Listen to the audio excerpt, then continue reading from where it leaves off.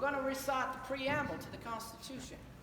Now, interestingly enough, Gouverneur Morris, who wrote the preamble to the Constitution from New York but represented Pennsylvania at the Delegates Convention, or as Mr. Washington called it, the Deputies Convention, or as you might call it, the Constitutional Convention.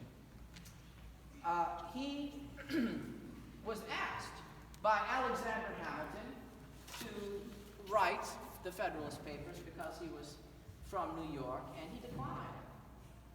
And Mr. Hamilton said, well, I am from New York, and I think that people that want to convince New Yorkers to ratify the Constitution should be from New York.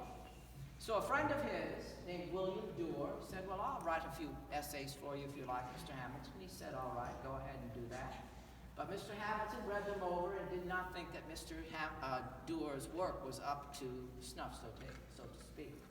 So he asked me, and I accepted the challenge and have come to New York City as a bit of a headquarters as we continue to try and convince the other states to ratify the Constitution. But the preamble was written by Gouverneur Morris.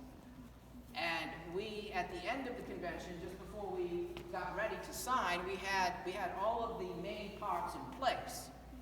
And we wanted to give it a bit of panache, just as Thomas Jefferson did with the Declaration of Independence. And so we had a committee of style and a committee of detail.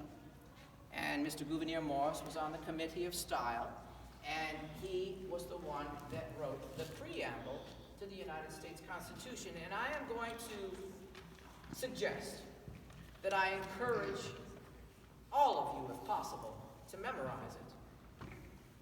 And just so I don't stumble over it, and I make sure that I read it properly. Some of you may be familiar with it, and I should ask that at the very least, everyone should know what the first three words are.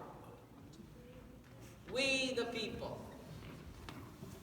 We the people of the United States. In order to form a more perfect union, we of course understand we are not perfect. We the people of the United States, in order to form a more perfect union, establish justice, ensure domestic tranquility, provide for the common defense, promote the general welfare, and secure the blessings of liberty to ourselves and our posterity. So you children that are now children will be able to pass on this liberty to your children and grandchildren and beyond. Do ordain and establish this Constitution for the United States of America.